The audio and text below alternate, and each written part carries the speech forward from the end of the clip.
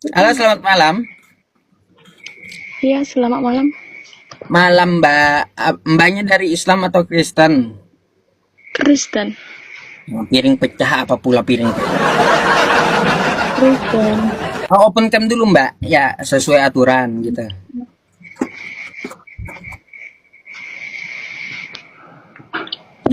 Oke. Mbaknya mau bertanya atau mau ditanya nih? Mau bertanya. Mau bertanya, silakan. Aku mau nanya, kalau Islam itu dibilang harus tutup aurat, tapi kenapa kebanyakan Islam itu dia pakai jilbab, tapi bajunya ketat-ketat? Kenapa? Uni aja tuh yang jawab tuh. Tuh Uni aja tuh. Enggak, Perempuan kalau itu sama perempuan tuh. aku misalnya, Jawab Uni. ya udah, Ya, bismillahirrahmanirrahim. Terima kasih pertanyaannya saudariku ya. ya. Nah, namanya siapa, Dek? Kalau Uni boleh tahu namanya siapa, Dek? Namaku, Signal aku jelek ya, Ustadz ya. Iya, iya iya, cari Uni. dulu. Putus-putus. Mm. Putus-putus. Ya, namanya siapa, Dek? Yuni Lase, Yuni. Iya, Yuni, nah biar akrab ya, Dek. Yuni, begini. Kenapa di Islam padahal kami diperintahkan dalam Al-Quran untuk menjulurkan hijab kami ke bagian-bagian yang memang menjadi aurat kami, sementara banyak umat Islam kemudian pakai jilbab tapi justru menonjolkan tubuhnya. Pertanyaan itu bisa saya jawab bahwa tidak semua orang Islam itu betul-betul mengamalkan perintah di Al-Quran, Adinda. Nah, itulah kenapa kami ini wajib untuk saling mengingatkan. Makanya kami ada perintah. Kami ini ada perintah untuk beramal ma'ruf nahi mungkar. Berlomba-lomba untuk saling mengingatkan. Ketika saudara kami menggunakan hijab tapi kemudian menonjolkan tubuhnya yang lain, di situ juga menjadi ladang amal bagi orang Islam lain. Jadi itu karena memang tidak semua umat Islam itu betul-betul menjalankan ajaran Islam. Itu perilaku, Adinda. Kurang lebih seperti itu. Sama seperti ini, Dinda. Sama seperti ketika Yesus mengajarkan apabila ditampar pipi kirimu, kasihlah yang kanan. Tapi ketika kami tanya sama Kristen, kalian benar nggak ditampar pipi kiri kasih kanan? Iya, kami adalah ajaran kasih. Lalu Uni tanya sama mereka, ayo Sherlock alamatnya, kami mau ke rumahmu nampar pipimu. Jadi begini. Jadi kami nggak sanggup lakukan. Kurang lebih seperti itu, Dek. Ya, oh, gitu. Ada lagi pertanyaannya, Dek? Silakan, Dek, 1001 pertanyaan buat kamu spesial malam ini. mau nanya satu lagi, Bu. Boleh, Dek. Silakan, Dek. Kenapa kebanyakan orang Jawa, di Jawa itu kayak apa itu dibilang itu dicelupkan tangannya udah apa itu berkat baginya Oke. agak Baik, pertanyaan bagus juga ini, luar biasa Dinda kita nih ya. Jadi gini dalam Islam itu. Dalam Islam itu setiap amalan yang konteksnya adalah ibadah itu harus ada tuntunannya dari Nabi Muhammad, baik dalam Al-Quran maupun dalam hadis. Juga perintah ulama yang adalah merupakan ijma. Apa yang namanya ijma? Kesepakatan ulama terkait hukum tertentu yang hukum tersebut tidak ada terjadi di zaman Nabi, tapi terjadi zaman sekarang. Maka ulama mencarikan apa-apa dalil yang kuat untuk mengamalkannya, untuk diamalkan. Terkait tentang ada oknum-oknum Islam yang mengaku punya kesaktian, mereka pegang air minum, lalu mencelupkan jari di dalam, lalu diminum, maka ada dua jawaban untuk hal ini. Pertama, mungkin mereka menggunakan dalil tawasul namanya. Apa tawasul itu? yaitu mereka ingin melalui perantaraan orang-orang yang dianggap soleh, mereka bisa meminta pertolongan agar orang soleh ini mendoakan kepada Allah karena mereka adalah orang soleh. Bisa jadi seperti itu. Tapi saya termasuk orang yang tidak sama sekali mempercayai adanya orang-orang selain memang hamba-hamba Allah dari kalangan al-anbiya yang tubuhnya kalau dicelupin air lalu membuat membuat air itu menjadi berkah gitu. Saya tidak percaya itu ya. Nah, jadi itu kembali lagi ke perilaku. Kalau ada umat Islam yang melakukan amalan soleh, amalan ibadah tidak ada tuntunan dari Nabi, maka itu bisa masuk ke dalam bid'ah atau kesesatan. Wallahu a'lam bishawab. Begitu adikku. Silakan lagi, Dek, pertanyaan selanjutnya.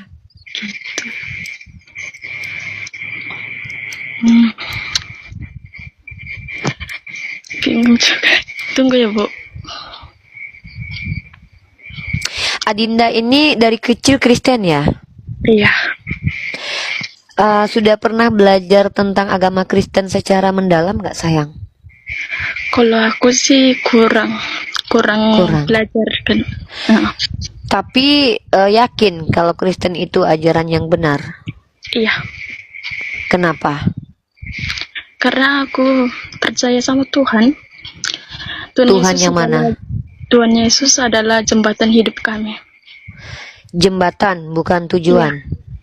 Jembatan hidup kami ke surga.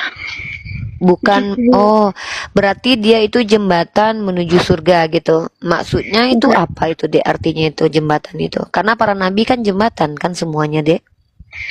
Iya, itu kan tergantung masing-masing sama agamanya, Bu. Gitu. Bukan, di Kristen. Di Kristen itu nabi-nabi di Kristen semua menyampaikan firman Tuhan. Artinya menjadi jembatan antara manusia dengan Tuhan. Nah, Yesus kalau adik percaya sebagai jembatan, Tujuannya maksudnya kayak mana? Tujuannya kayak mana ini? gini, kalau Yesus adalah jembatan, maka tujuannya surga aja, bukan Bapa. Bapak Oh, adek nggak tahu kalau ada Tuhan Bapa. tahu Bapak kami yang di surga. Bapa yang di surga itu Yesus atau bukan? Yesus. Oh, jadi Yesus itu Bapa. Ya, Iya. Bapak kami yang di surga. Kan Bapa kami yang di surga itu Yesus atau bukan? Yesus. Jadi Yesus itu Bapa. Ibu kayak mau apa gini? Bukan, gini sayang. Iya. Saya tuh sangat senang sekali ada orang Kristen yang bertanya tentang Islam karena itu adalah ladang amal bagi kami untuk berdakwah.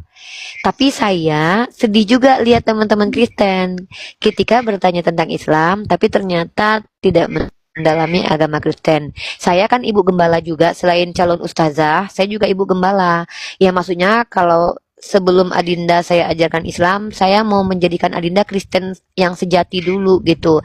Nanti ketika telah jadi Kristen sejati, baru saya bantah gitu. Saya jadikan Islam kan gitu. Kalau nggak mau juga nggak apa-apa. Maksudnya kan orang Kristen ini banyak yang menyimpang. Saya mau lurusin dulu jadi Kristen beneran. Nanti setelah jadi Kristen beneran, baru saya bantah bahwa Kristen bukan ajaran yang benar. Kalau nggak mau juga nggak apa-apa. Mau bertanya juga nggak apa-apa. Nanya aja juga nggak apa-apa. Pertanyaan satu lagi, Bu. 10 kali boleh, Dek. Iya.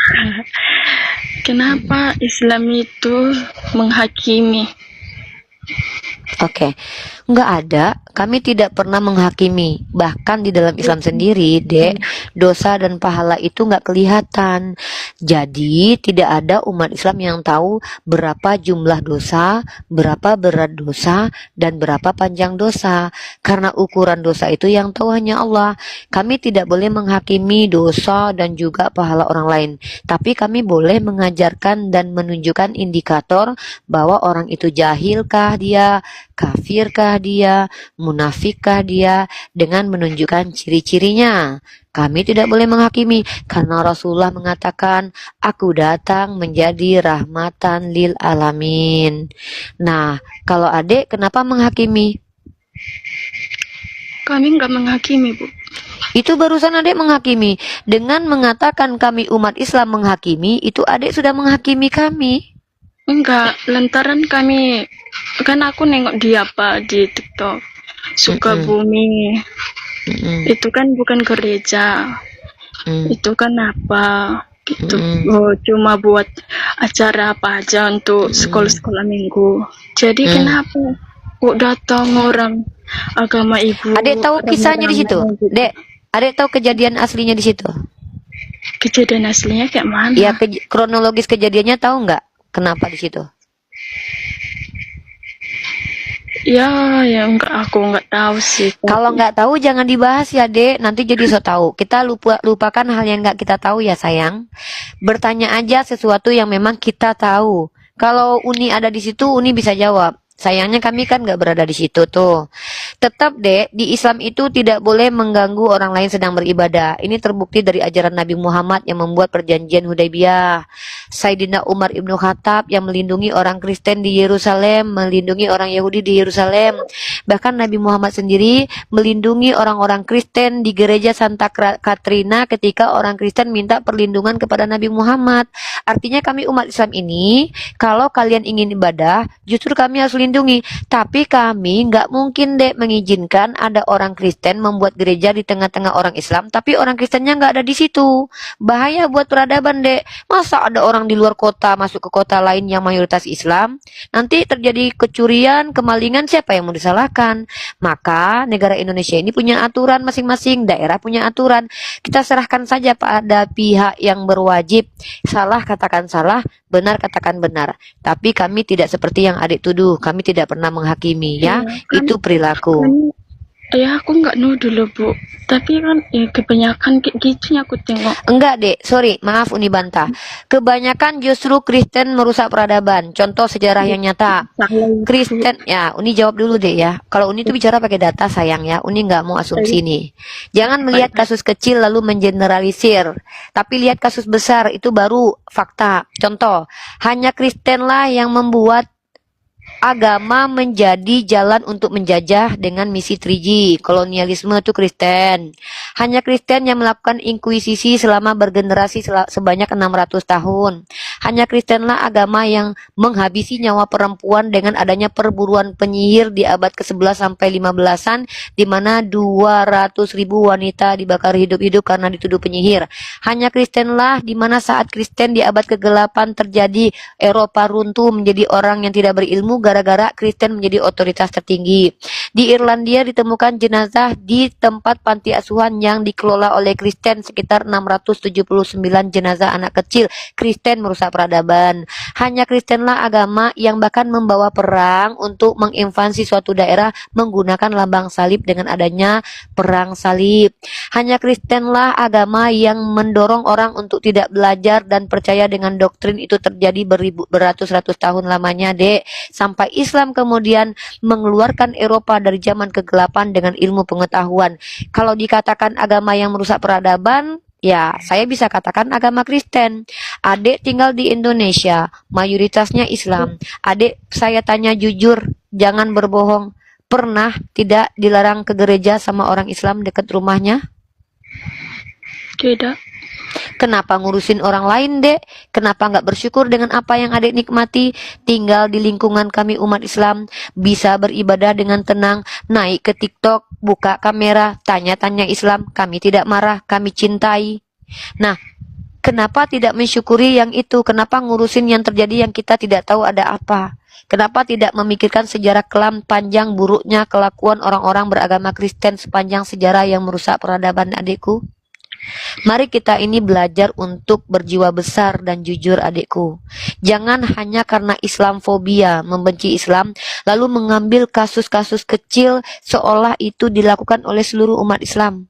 800 tahun lamanya orang Turki Ottoman sebelum terjadi tragedi Armenian hidup di bawahnya Kristen Armenian, di bawah lingkungan, di bawah kekuasaan Turki. Lama loh Dek, ratusan tahun di bawah kekhalifahan Islam. Yerusalem damai selama 372 tahun. Kenapa itu tidak direnungkan? Kenapa justru Yesus 33 tahun hidup di Yerusalem, Yerusalem tidak damai? Justru ketika Sayyidina Umar Ibnu Khattab mengambil kunci dari Sopronius, 372 tahun Yerusalem damai di bawah pemerintahan. Kristen ke gereja boleh, Yahudi ke sinagog boleh, Islam ke masjid boleh, sebelum tentara salib menghancurkan perdamaian itu. Kenapa adik tidak merenungkan ini? Kalau memang Islam ajaran yang jahat, tentulah kalian lebih banyak melihat kejahatan dilakukan oleh umat Islam ketimbang yang dilakukan Kristen. Tapi sepanjang sejarah peradaban baca buku adindaku, justru umat Kristenlah yang paling banyak merusak peradaban.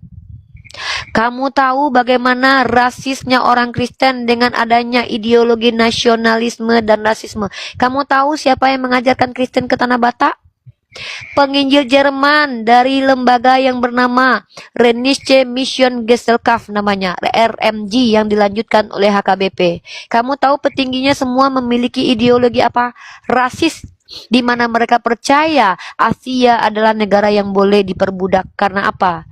Mengutip perkataan Nuh yang mengutuk anak Ham gara-gara melihat Nuh yang tidak berbusana ketika mabuk.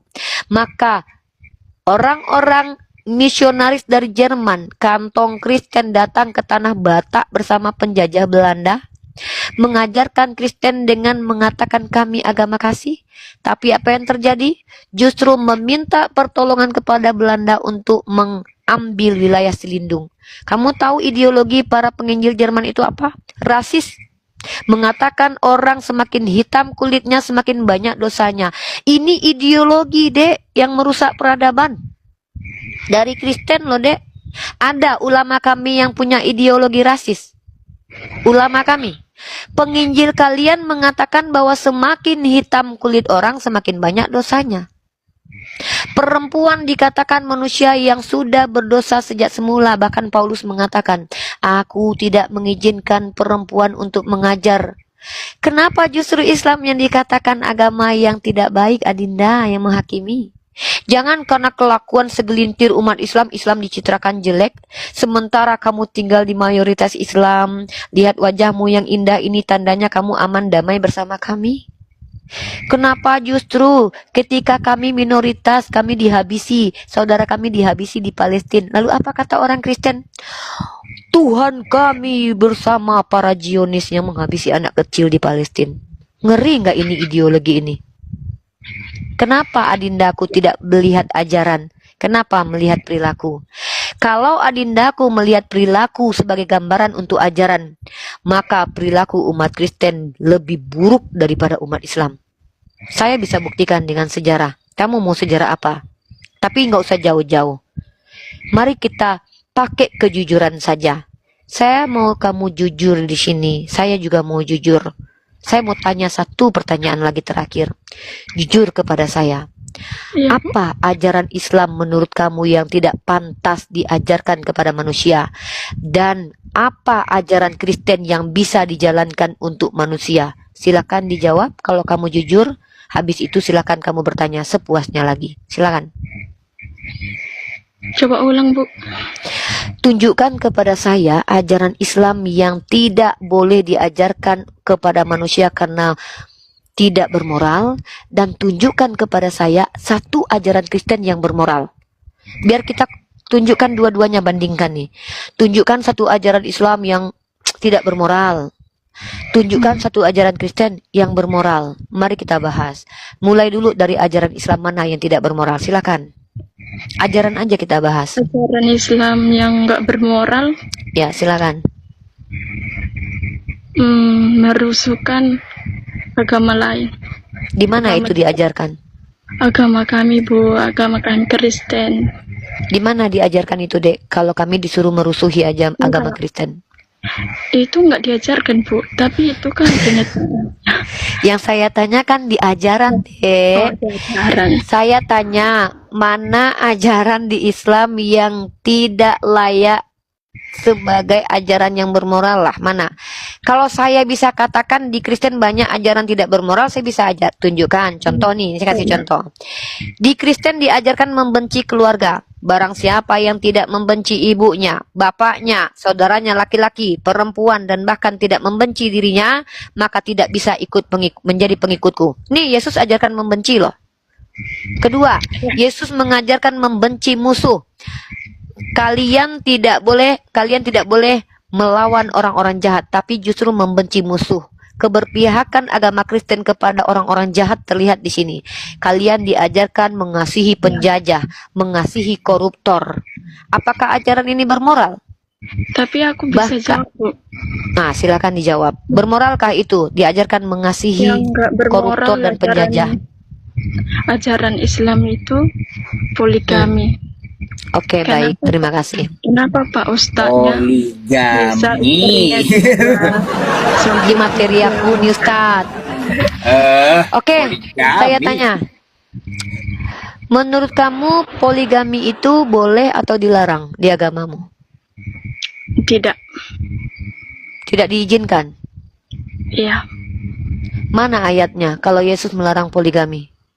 Kamu tahu kalau Yesus sendiri yang membuat Nabi Daud berpoligami di kitabmu.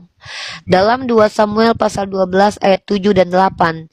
Tuhanmu yang belum jadi manusia yang bernama Yesus itu, waktu masih jadi roh, dia mengambilkan istri-istri orang lalu memberikan kepada Daud. Berarti Tuhanmu tidak bermoral, Dek. Kok gitu? Saya kasih kamu ayatnya ya. Nih. Buka kitabmu sayangku. Karena kamu kayaknya jarang baca Bible, makanya kamu nggak tahu kalau Tuhanmu pernah mengambilkan istri-istri orang untuk diberikan kepada Nabi Daud ya. Kamu buka 2 Samuel pasal 12 nomor 7 dan 8. Ini saya kasih kamu ayatnya. Nih. Tunjukin Maaf ini, ya. ini tunjukin di di apa ya, di kamera. Iya, Ini saya tunjukin di HP. Ya. 2 Samuel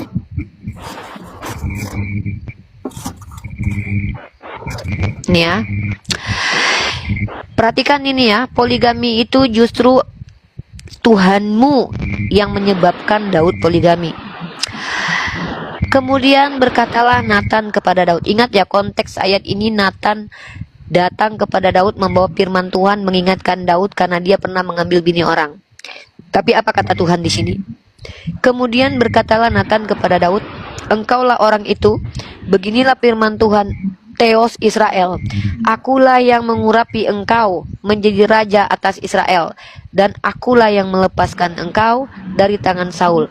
Telah kuberikan isi rumah tuanmu kepadamu, dan istri-istri tuanmu ke dalam pangkuanmu. Telah kuberikan isi rumah tuanmu dan istri-istri tuanmu Iya, iya, iya. ke dalam pangkuanmu. Iya ya. Terus Jadi Tuhannya orang Kristen memberikan bini orang kepada Daud, saudariku.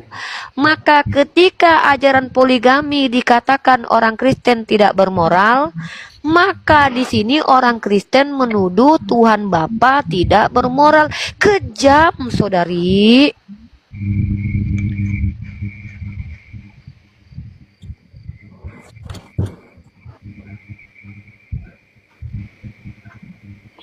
Mau menuduh Tuhannya orang Kristen itu tidak bermoral? Itu jahat sekali. Jangan ya, itu penghujatan loh, Dek. Bertobat adik ya, minta ampun sama Tuhan Bapa karena telah menuduh Tuhan Bapa tidak bermoral. Mungkin Uni jelaskan, boleh Adinda? Boleh mendengarkan penjelasan Uni sedikit, sayang? Oh ya, Jangan terguncang gitu sayangku, Uni kasihan. enggak terguncang loh Bu. Tapi Iya, iya. Ibu Boleh ada Uni jelaskan? kepanjangan mulai tadi menjelaskan. Iya, jangan nangis sayang. Oke, Enggak. Ibu Gembala, ini Ibu Gembala baik sayang. Gini sayangku, tanpa poligami Tuhan kamu tidak lahir Adinda. Contoh, Yakub itu istrinya 4. Rahel, Bilha, Zilfa, Lea. Tanpa poligami Yakub, Tuhan kamu nggak punya nenek moyang atau nggak ada Tuhan kamu nanti. Maka tidak haram poligami itu di agama Kristen. Cuman orang Kristennya aja yang sok-sokan ngelarang poligami, tapi giliran selingkuh nggak boleh minta cerai sama suami. Giliran Boleh. suaminya, Siapa Hah? bilang enggak boleh Bu? emang boleh minta cerai di Kristen? Boleh. Wah, pendeta baptis ulang nih adek ini. Dia bilang boleh minta cerai di Kristen. Kamu nggak tahu ya gereja melarang bercerai ya, Dek? Iya, tahu. Wah, teman-teman, Pak Pendeta maaf ya, saya nggak mau menyesatkan jemaat Anda, jemput jemaat Anda. Karena kata adek ini boleh orang Kristen minta cerai. Padahal setahu saya di gereja nggak boleh minta cerai perempuan walaupun udah babak belur dihajar suami. Adek, pendetanya nanti marah loh, Dek, lihat adek ngomong gitu. Tapi nggak apa-apa lah, mungkin adek jarang ke gereja. Tapi boleh kita bahas poligami lagi nggak, sayang? Iya, boleh. Jadi gini sayang, poligami dalam Islam itu bukanlah dianjurkan, tapi menjadi solusi.